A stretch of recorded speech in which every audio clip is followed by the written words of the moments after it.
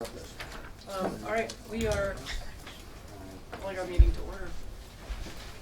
And first up is, I guess, are you guys all going to present together, or do you want to go one at a time on trails? I think Jamey and I are going to try and do it together, like we Okay. did for the Rural Economic Development Caucus. And These guys have been, point people representing very broad stakeholders. My goal is with the agency, et cetera, and I'm suggesting we're part of it.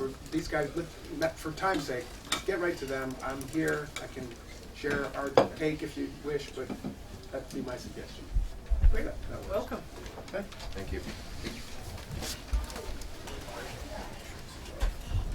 Quick outline of what we're going to cover. Sure. All right, good afternoon. My name is Warren Coleman. I'm with MMR, and I'm representing Vermont Trail Association. I'm here with Jamey Fidel from VNRC, who's with the Forest Partnership, and we'll explain who those groups are, but I just want to give you just a quick overview of what we're going to try and cover, and we'll try and do it efficiently. We're going to tell you who we are and the organizations we work with. We're going to try and bring you up to speed, and some of you are probably already there, though, on sort of the background that sort of brings us to where we are in talking about trails and Act 250 and the motivation to look for an alternative framework for trails. I'm going to describe to you what our current efforts have been for about the past 14, 15 months in our groups working together and working with the state to craft something. I'm going to try and walk you through an overview without going into the weeds. You've got a document which I'm sure you'll spend time to read at a later date. I'm not going to go through and read it for you. I'll try and go through the highlights of it. And then we'll try and describe to you sort of what our current proposal is, which is sort of I would say, an interim step to make some clarifications to existing Act 250 law and to allow us to try and finish our work. We've got a lot of we've got some issues that we still need to work through. We've actually got, quite frankly, and probably most importantly, a lot of stakeholder outreach to do. Just because our groups have been working together and they represent a number of different organizations, there's a lot of other folks that are interested in this that we need to bring into that discussion. So we'll present that towards the end. So that's sort of the outline. Obviously, Commissioner Snyder can chime in. So quickly, the Vermont Trail Alliance is comprised of VAST, so the snowmobilers, VASA, which is all-terrain vehicles, the Green Mountain Club, Catamount Trails, Kingdom Trails, Vermont Mountain Bike Association, VIMBA, Cross Vermont Trail, Vermont Huts, maybe leaving out one or two others, but I think you get a sense that it's everything from hiking, biking, snowmobiling, all-terrain vehicles, cross-country skiing. It's the whole gamut. I've been working with them since last December to try and find an alternative way for us to move forward with how we oversee trail maintenance and trail development in the state. So I'm Jamey Fidel. I work at Vermont Natural Resources Council, Forest and Wildlife Program Director, General Counsel. Also work with a coalition called the Forest Partnership, and that's VNRC, the Vermont Land Trusts, the Vermont chapter of the Nature Conservancy, Vermont chapter, the Trust for Public Land in Audubon, Vermont.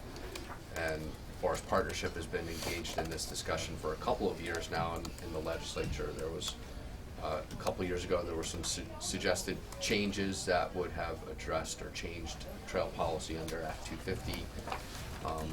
Part of that discussion started because there started to be some jurisdictional opinions that, at least in one example, in the Northeast Kingdom with the Kingdom Trails, where there was the notion that if you're building trails and you're connecting trails, then over time that connectivity may trip the jurisdictional threshold to bring trails into Act 250. And I think there was a desire at the time to try and offer some clarifications on that. There was also a concern registered that if you made those changes, it could potentially exempt the majority of trail building in Vermont practically from Act 250, and there was some discomfort in doing that. And I'll at least speak from our perspective, some discomfort in doing that without at least having some kind of alternative in place that could look at addressing how do we do good sustainable trail development in Vermont and address some of the impact issues that may come up.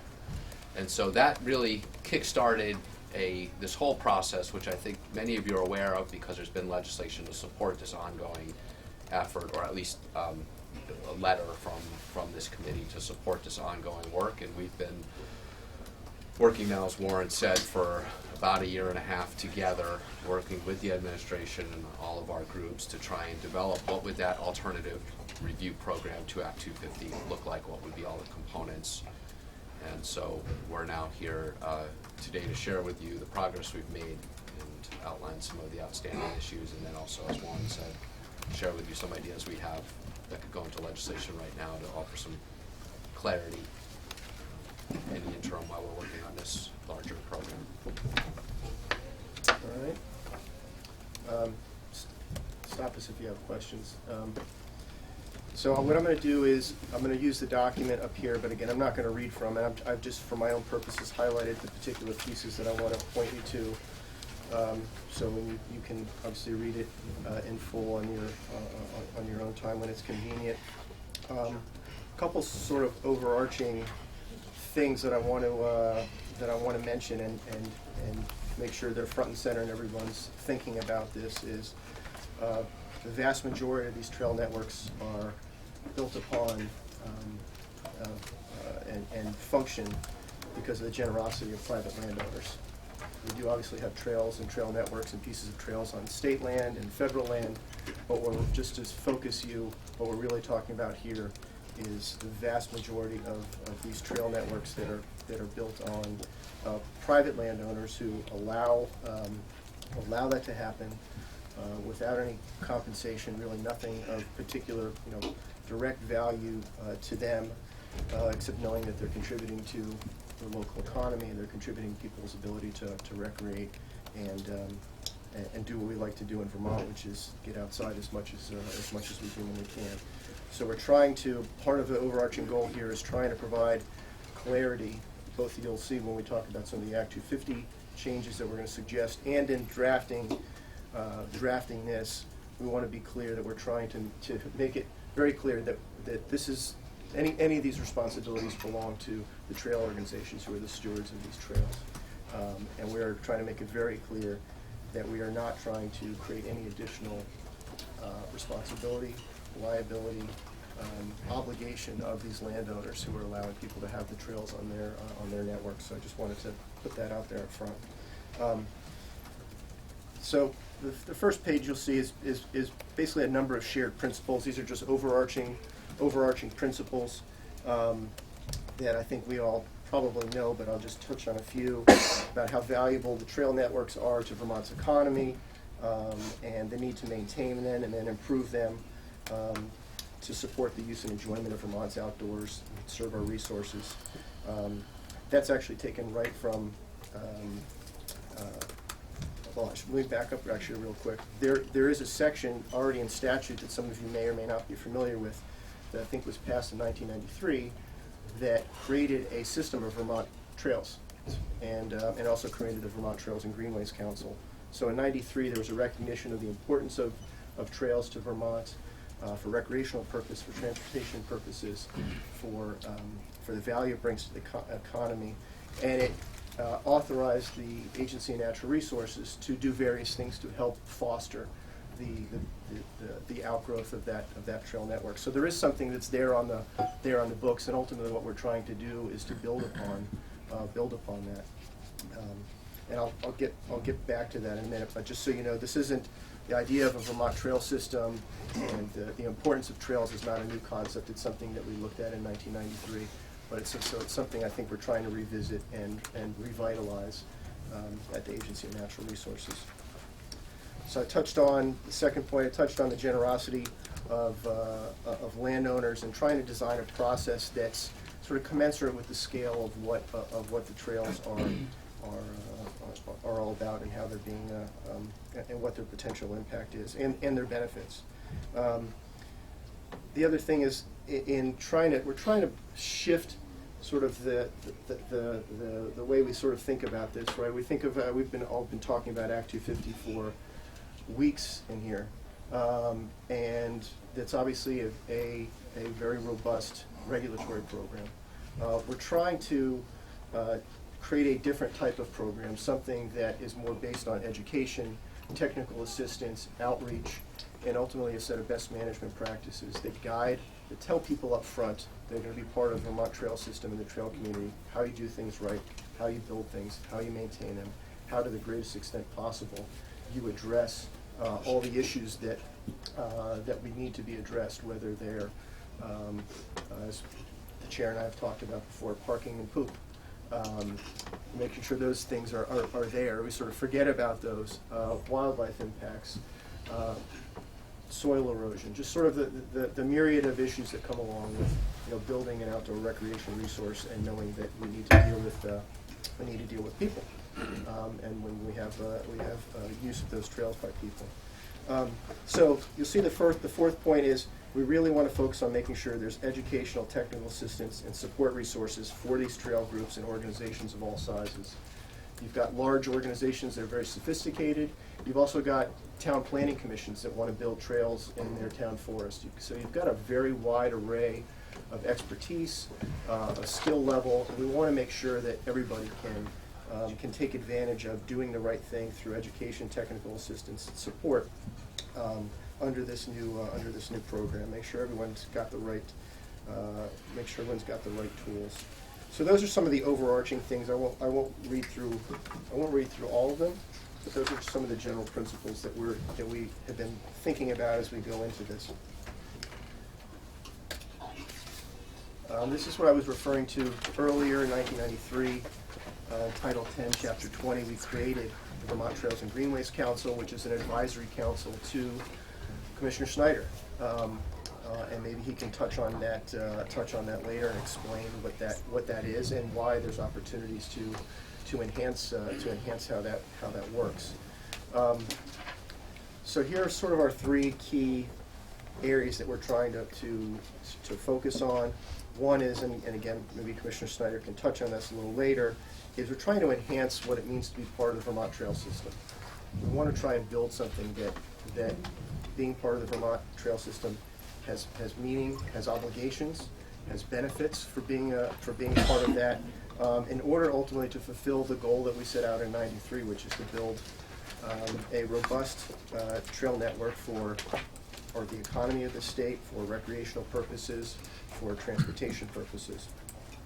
The second, and this is the one I think that our program really focuses on, is developing a technical assistance, consultation, and environmental review program at the Agency on Natural Resources, and with the Vermont Trails and Greenways Council to guide how new trails are located, built, and maintained to make sure we're maximizing economic benefits, we're minimizing environmental impacts, and we're doing something as an alternative to Act 250 that really focuses on, again, best management practices. We're trying to create something that is scaled for Vermont and hopefully can be a model. I'll just mention this as an aside. We are not the only state that's struggling with and trying to figure out what's the best way to promote and grow outdoor recreation in a way that's sustainable, that deals with potential user conflicts, that deals with wildlife impacts. I was listening to a podcast from Colorado last week. They are having incredibly challenging issues out there because they're growing like mad. They've got 6.5, 7 million people. They've got a lot of people moving to that state. They have major wildlife corridors for big game animals. They have a lot of people, they have a lot of users that are moving there to recreate, which I think is probably something we all promote when we're thinking about Vermont as our outdoor resources. They're struggling. I think they're ahead of us in their struggle, but I won't say they're ahead of us in whether they've figured out the best way to navigate that. So I just want to let you know we're not alone in trying to figure out how to address this. And then last, I've mentioned I think we all recognize the value of the trail networks to our local communities, to our overall economy, to our health, to recruiting people who want to come and stay here and play here. I've certainly heard that from a number of our organizations, that part of the reason people want to come to certain areas of the state is because of the recreational resources that are available to them. So those are really, sorry to say, the three sort of major goals that we've been focused on. So now we get to sort of just trying to outline for you what it is we've been what it is we've been creating or trying to create. I'll get to the specifics in a minute, but we're basically essentially trying to create a program that would be housed at the Agency of Natural Resources and perhaps at the Department of Forest, Parks, and Recreation, and create sort of different levels to recognize sort of the different. We're trying to create 3 tiers to recognize. There's some things that are very small, de minimis activities that you should just be able to do. There's certain types of activities that probably require some checking and some oversight. And then there's some activities that are large scale that should require additional oversight, additional process, and are of a scale that I think we'd all agree need a hard look. So this page basically outlines some of the elements that are common to all 3 of those different tiers that I'll get into. So again, I'm just going to hit the highlights here. The program's intended to ensure that the new trails are developed and maintained in a manner that avoids and minimizes potential environmental impacts by using appropriate BMPs, and that all pre-existing and new trails are maintained according to those agreed upon best management practices. And we'll touch more on what that is, because that is one of the areas that ultimately this program hangs its hat on, is having a robust set of BMPs. Number 3, I try to emphasize this at the outset, but this is what I'll keep coming back to. The program's intended to avoid any regulatory burden placed on the landowners who are making their lands available to the public, and reinforce that it's the Vermont Trail System members' responsibility for implementing and using the BMPs, for making sure they're in compliance with those requirements, and not creating additional or new regulatory responsibility or liability for landowners that provide this access. Number 5, I'm looking at, and again, this is something else we'll defer to Commissioner Snyder. We want to find ways to incentivize people to want to do this, to make sure they're doing the right thing if you're building trails in Vermont, to be part of the Vermont Trail System. Maybe it's because it gives them a platform for getting the word out about what their trail network is. Maybe it gives them access to additional funding or financial resources or assistance from the state. But we want to figure out a way to make that attractive to people, and then also give them the responsibility to adhere to those best management practices. As part of those BMPs, and I'm looking down at number 6 here, we recognize I would say all of the trail networks have best management practices that they use. For hiking trails, there's a set of BMPs that are different than the ones for folks that build mountain bike networks. Most of them come from either national organizations or U.S. Forest Service, so they're not things that necessarily we've created from whole cloth. They are things that are used, but we recognize that we need to sort of Vermontize them, if that's a word. If it's not, I'm just going to use it anyway. We'll put it in statute. Yeah, thank you. So, we recognize that we need to, part of developing these BMPs and making sure that they work for everybody and that people have confidence that they'll work, is recognizing that there are things that, most of those BMPs really are designed to, how to actually build the trail, how to make sure that it's not having water quality impacts. So we need to look at how do we address wildlife issues, how do we make sure that parking is going to be adequate now and in the future, how do we deal with those sorts of issues. So we know that we're going to need to enhance and come up with that sort of additional list of items that we need to add to that. And we also need to make sure that it's something, again, it's within reach of any of the trail organizations, whether it's the big ones like VAST or it's the Town Planning Commission. We need to make this accessible to everybody. So that means the resources and the ability to go and either find these things online and find information online, or access people at the Agency of Natural Resources to help them understand what those things are. Number 7, we're not trying to change anything with regard to A&R permitting. Right now, if a trail organization is going to build something and it's going to encroach in a wetland buffer, they have to go and work with the Agency of Natural Resources and see if they need a wetlands permit and secure it if they do. If they're going to do a stream alteration because they're going to build a bridge or a crossing, they need to go get that permit. So we're not trying to change that landscape at all. And the trail organizations have that experience of going to A&R and doing that. Number 8, we want to make it clear that the Agency of Natural Resources is going to have the ability to make sure that trail organizations are doing what they said they're going to do. So they're going to have the ability to go and audit and make sure that when you built this trail, you've done what you said you were going to do. And if you haven't, we're going to tell you need to fix it. And if you don't fix it, then we get into the area where we start talking about the enforcement tools that are there for the Agency of Natural Resources. I think those situations are going to be few and far between. Trail organizations like to maintain the trails because they want people to ride them, and when they're not in good shape, they're challenging to ride, they're expensive to fix. Just like the town road crew, they try and do it right because it saves money down the road. Something that we've heard from A&R is that they want to try and help understand what plans are for the future. So number 10, we're talking about creating a process that requires the trail members of the VTS to meet with A&R and talk about what are sort of the small things and repairs and things you've done this year. Where are you guys going next year? Do you have any bigger plans further down the road?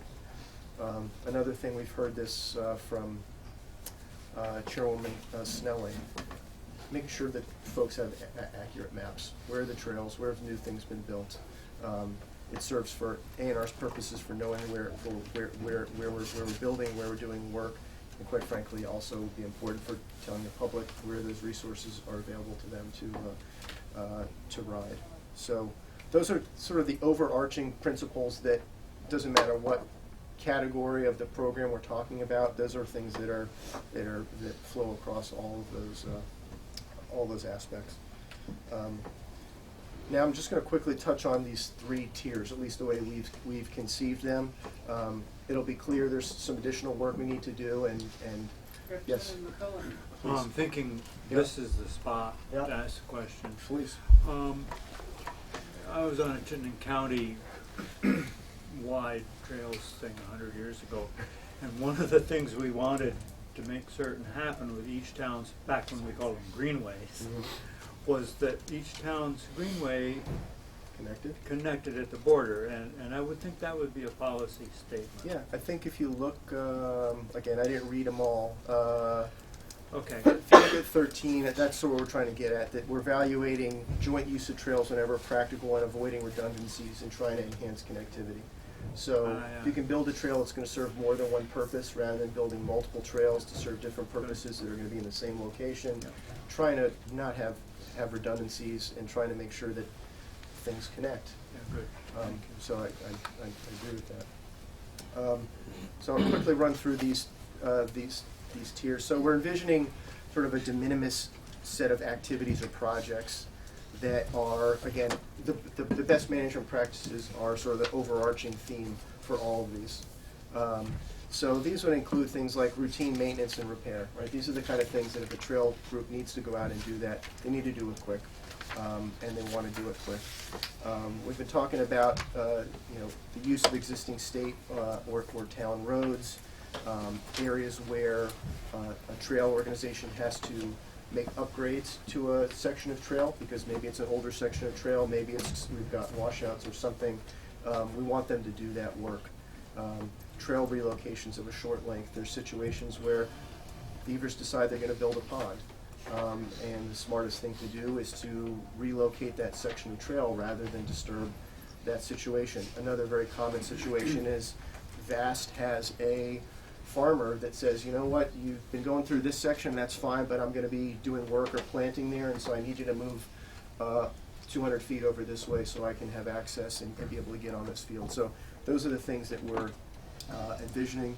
And we're also envisioning new trail construction, but of a very limited length. And that's an example of something that we haven't nailed down what we think the right number is, and sort of where the break might be between something that falls into that category and then the next category. And as part of this annual sort of sit down with A&R, we envision that we tell A&R this is what we've done in terms of repairs and so forth, and A&R has the ability to go out and take a look at that. So the second one is something that we're envisioning. We call it sort of notification and consultation. We're talking about where trail groups are annually notifying A&R with the projects that they want to take on for this coming year. And we have some templates that we're starting to work up because some of the trail organizations like VAST already have forms that they use for working with some of their chapters, because VAST is the sort of umbrella organization has some financial support that they provide to their chapters. So in order to do that, they have a lot of information that they require from their chapters. Do you have any A&R permits that you needed? What's the type of work that you're going to be doing?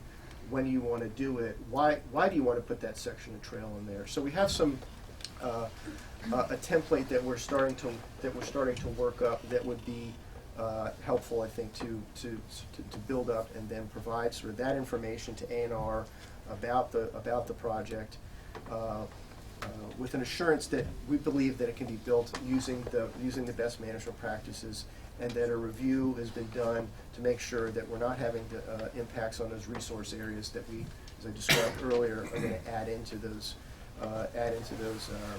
BMPs. And then what we're talking about, and this is still part of a large part of what we're looking at, is we're trying to make sure, if you haven't heard, you will hear from Commissioner Snyder that this is a program that ultimately would take additional resources to stand up at Forest Parks and Recreation or at A&R.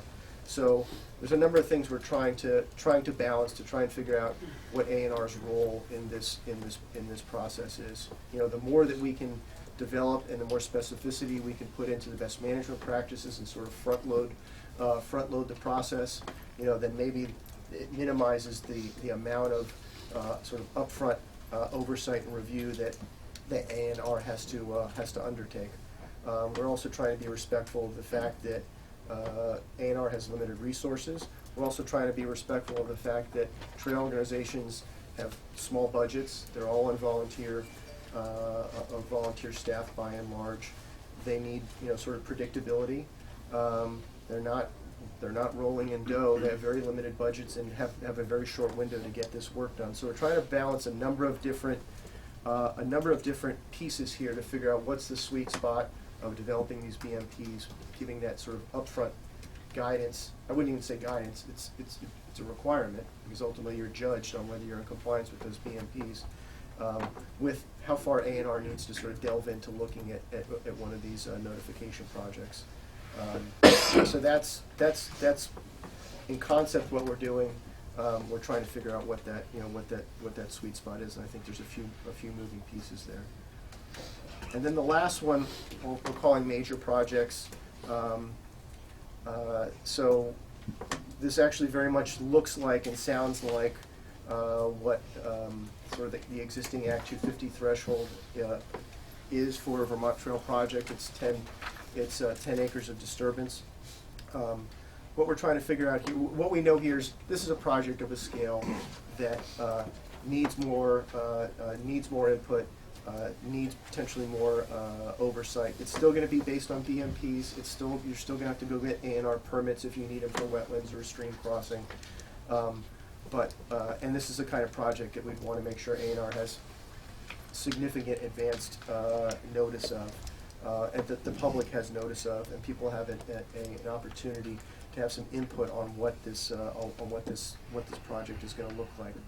What we haven't sort of decided yet is whether it would make sense to take this all into the Agency of Natural Resources as part of this program, or do you leave this sort of major category over in Act 250 land?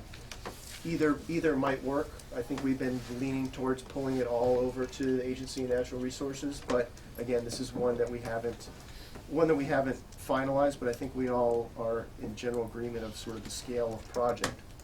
And again, it may depend on A&R resources. It may depend on how robust we can make the best management practices and give people a level of confidence that this is going to carry this process a long way. So I'll stop there before we give you a sampling of the issues that we're still discussing, and some of them I've touched on. But if you have any questions on that quick overview, shoot, and if not, Jamey will give you a sense of what those issues are, and then we can talk about what we'd like you to do and like you to consider for sort of an interim action this year. Matt? Thanks for this outline. It's very helpful for me. I know it's helpful for everybody else too. The BMP, is that an existing handbook of sorts? So they all the trail organizations. So if it's, for example, hiking uses a Forest Service existing set of standards, a manual about how you build a foot trail. The VASA uses a handbook that I think comes from Pennsylvania. They all have handbooks that are they're guidelines that they use, and I think that's also a requirement for being accepted into the Vermont Trail System. Is you've got something that you're using and that you can point to give the state a level of confidence that when you're building something, you're building it the right way. So we're starting with something. All the trail networks have something, and now we're talking about Vermontizing it, right? We're talking about how do we, because we know, for example, that the mountain biking manual that largely was probably drafted to build trails in the Southwest is not always going to address some of the issues that we have in the wetter East. So there's a lot there that's useful and that they use, but we know there's some things that we need to make sure that we're tailoring correctly for our use here in Vermont. Yes, on major projects, how would the 10 acres be measured for new trail development? I think we're actually going to probably touch on that when we talk about the clarifications that we're looking for in sort of the immediate term. I think what Jamey and I have been envisioning, I think, and correct me if I'm not stating this correctly, I think we're talking about sort of the actual disturbed land, the disturbed ground. Where are you turning dirt? Where are you turning earth? Where are you building things? That's the direction that we're headed with this. That doesn't mean that that's the only part of the trail that is subject to BMPs or that is subject to oversight by A&R, because that's sort of the construction piece and the construction threshold versus sort of when the trail is operating. Because once it's up and operating, you wouldn't sort of have to just say, well, this is, you built here, you built over here, you built this little piece here, and that's the only place that we're concerned about. Obviously, you're looking at that for purposes of what you're building, but ultimately, once that's done, and the trail's up and operating, there's other sort of the ongoing sort of operational pieces of the BMPs and oversight. So you said disturbed land as opposed to the area cut? I mean, you might. Well, I think it would be both. I mean, if you're taking an area that's a maple stand or an aspen stand or something like that, and you're clearing 4 or 6 feet to put a new mountain bike trail in, yeah, absolutely. Even if you weren't having to disturb the ground after you cut the trees, I think we would be in agreement if you're doing ground disturbance or you're clearing trees. Yeah, that's similar to what happens now, is my understanding. I think that's true. Although I would say it hasn't been crystal clear as to what you use for sort of a trail corridor width. I think there's been a default, and then I think some of the district coordinators have said, well, there's actually a lot less than the default width that's actually being manipulated or disturbed here. So I'm going to narrow that down. We also have another witness after you guys, so I don't want to horse you because we've been really glad you're here, and we want to hear your story, and I want to check in with Chuck. Okay. So, are you okay? Yeah. Okay. Chuck's all about trails. Good, Jim. Yeah, so you have this list in front of you. I think that, Representative Dave, your question is one of the ones that we still, is in this list that we need to hammer out, and that's how are you defining these thresholds of these different categories? How are you measuring it? Is it the same for every trail, or are there different considerations for different types of trails? And a number of technical questions that have come up. I mean, this is a major endeavor, because really it's like building a program like the current use program, for example. It's going to apply to a lot of different trails and activities in the state, and there's a lot of resources that are needed. We need to design it and answer the questions that will come up. For example, what's the relationship of this program, the trails that will be built, to trails that are already under Act 250 jurisdiction? Are we talking about trails that are part of the Vermont Trail System in statute, which is a lot of the major trail networks, or all trails that, let's say, are publicly accessible, which could be municipally created trails, or even networks on private land that are, the landowners are opening it up to the public, potentially charging for the use of that, but they're not part of the Vermont Trail System. How do we deal with parking, traffic, waste, certain criteria that's in Act 250 that may not be addressed necessarily in existing BMPs? What exactly is the role of the agency? So we've tried to cook this as much as possible, but the agency has had some good technical questions for us, and we're eager to have the conversation with them about what's the role that they can play in providing the technical assistance, what's the right amount of oversight, and all of those issues we still need to figure out. There's can be a commercial component to some of these trails. How do we address that? How do we fund the program? And I'm sure you all could come up with your own list of questions that you would have about, well, when this is fully baked, what do you do about this situation? So we've been trying not to come to you with essentially a half-baked concept versus one, where we've thought about all the different aspects of this program and built it so that it can function and be efficient and have the support of the agency. And so with that in mind, kind of one of our big requests to you would be to allow us to work together with the agency through the rest of this year to complete the development of this project and come back to you with recommendations, both legislative recommendations on how this would ultimately then flip the switch, if you will. What would be the legislative requirements that would be needed? What would be the process, for make sure we have the BMPs developed, make sure we've had the stakeholder outreach. What are the funding recommendations so that this program could be viable? And to provide that, in January. Now, having said that, we know that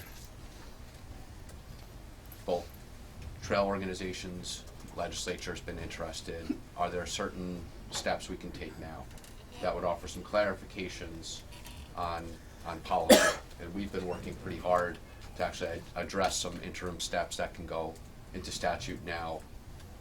You're working on an Act 250 bill. What could be in there beyond just continuing the work? And we've been actually working on drafting that, and it's right about there. We're just dealing with a couple of last-minute clarifications. So our intent is to give you language, but I just wanted to very quickly walk you through the concepts that we've been discussing, so they're on your radar, and you know what we've been trying to put into legislative language. Some of these are going to be familiar because a lot of them were outlined in a memo from Commissioner Snyder probably last summer. And here's some of the things, here's some of the areas where we need clarity during this period. We're going forward on a permanent basis in some cases. So I'd be having statutory definitions for what is a recreational trail, and then what is a Vermont Trail System trail.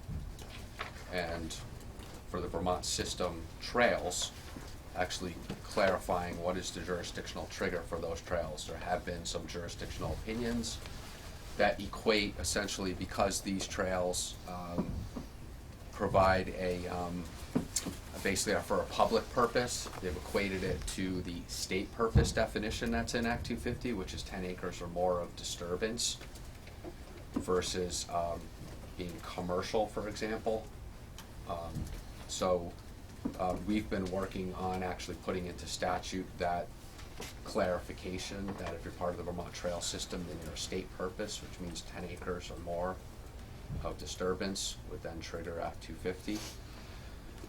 That's a clarification, is That is, That's what we're doing in practice It now. is. It's just you have to make two steps to get there. There's the statute says the Vermont Trail System is for a public purpose, and then the Act 250 statute talks about municipal and state purpose, and so state purpose and public purpose have been stated to be equal. We want to make it explicit so that anyone looking at the statute doesn't have to be an attorney or somebody to help them make that connection.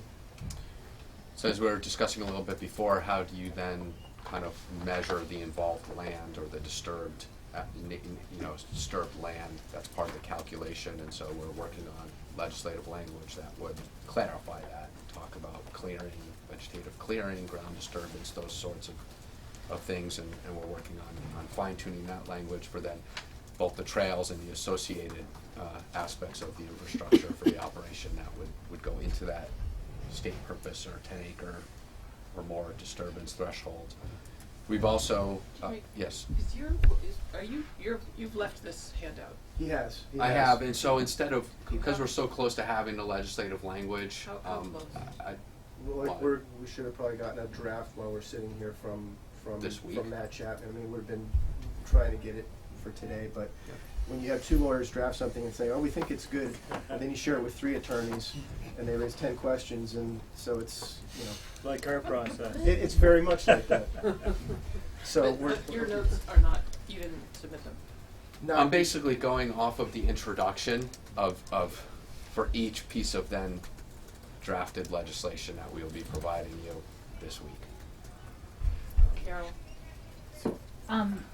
Who agrees upon the BMPs? That's a good question. I think what we're envisioning is that we have something to start with, the trail organizations. The Agency of Natural Resources needs to look at it. And one of the things we're talking about is how do we get those blessed? We want stakeholders to look at that. We obviously, other people need to look at those BMPs and decide that they're sufficient. So there's probably a number of ways to skin that cat. So it might be rulemaking. It might be, which has its pluses and minuses in terms of, because this is something we want to be able to update. Rulemaking isn't exactly the quickest process to do that type of thing. It could be something that is endorsed ultimately by Forest Parks and Recreation in order to be part of the VTS.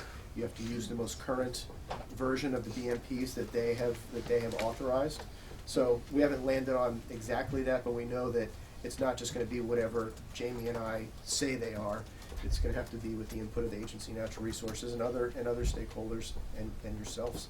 If you want to get into that level of minutia, but really these are sort of very technical standards, and that's why we're planning to sit down with the agency and other folks that are the experts, so the people that are building trails and are familiar with this. Just like you and I wouldn't probably sit down and try and hammer out the stormwater manual and how deep the pond has to be and how many inches of rainfall it has to treat and things like that. There's people that are far smarter than probably the two of us in looking at some of those standards. So that's we need to, and that's quite frankly, I think that's the biggest chunk of ultimately what we need to do going forward, and so much of this relies on creating that or sort of enhancing what we already have.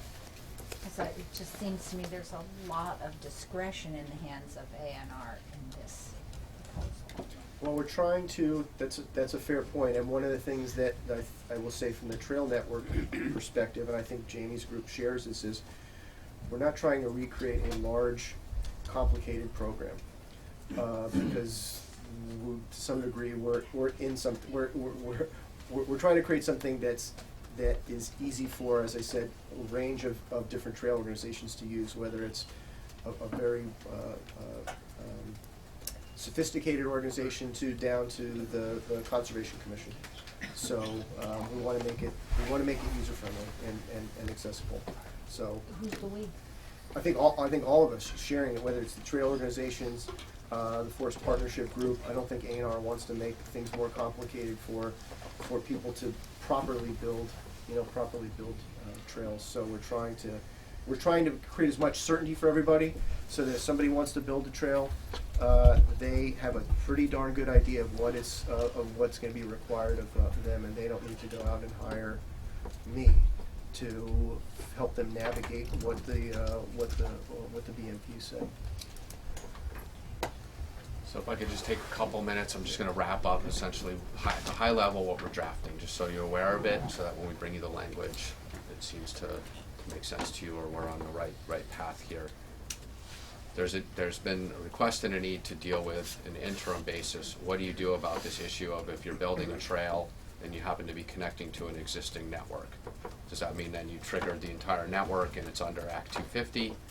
Or for a segmented piece of trail that's being built, would you just measure it on its own?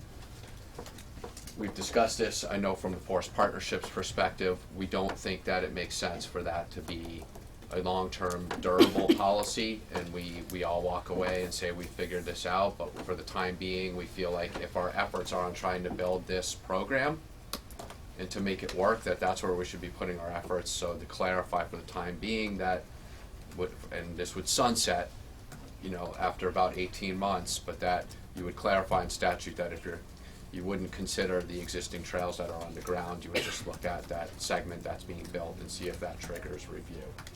That will offer some clarity and, quite frankly, a point of relief for many trail groups to continue with the trail development they're doing, but also focus on this alternative program that we're developing.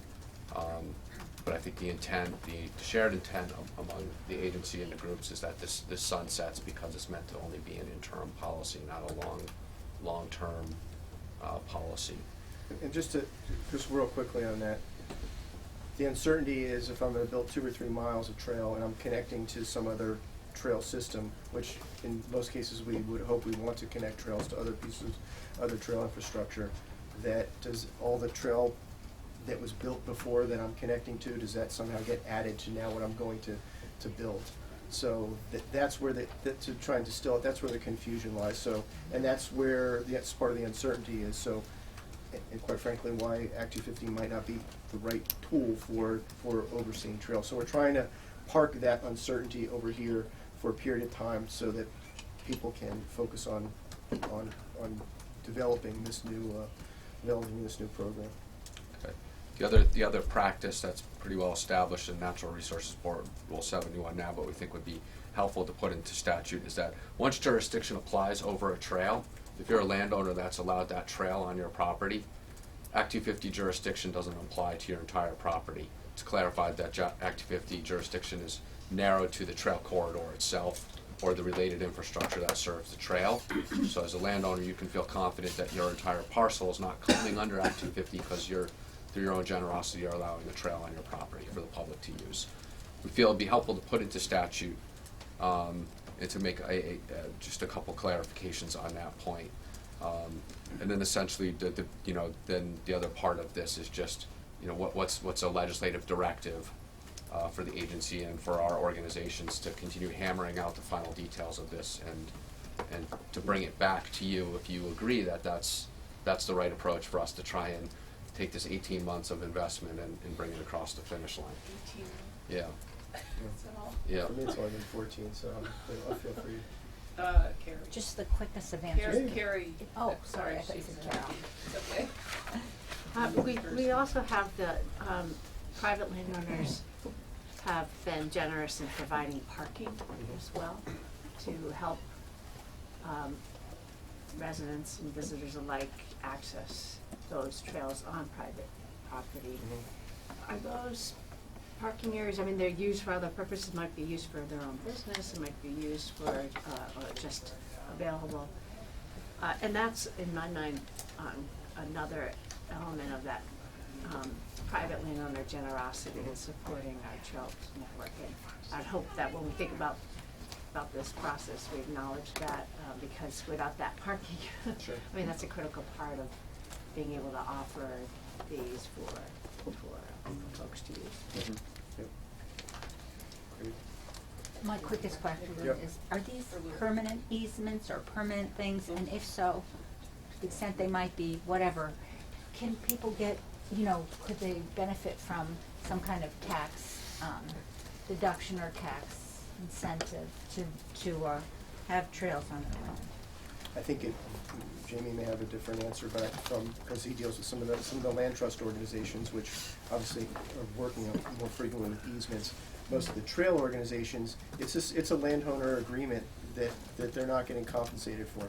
There may be some instances, I just don't know of any off the top of my head, where there is such an arrangement where there's a formal easement, but I think, I'm not aware of any, but there probably are a handful, but by and large, it's the landowner saying, you can have your section of trail on the back of that farm field, and they do have a written agreement to make to formalize that. But in a lot of cases, that's that could be year to year.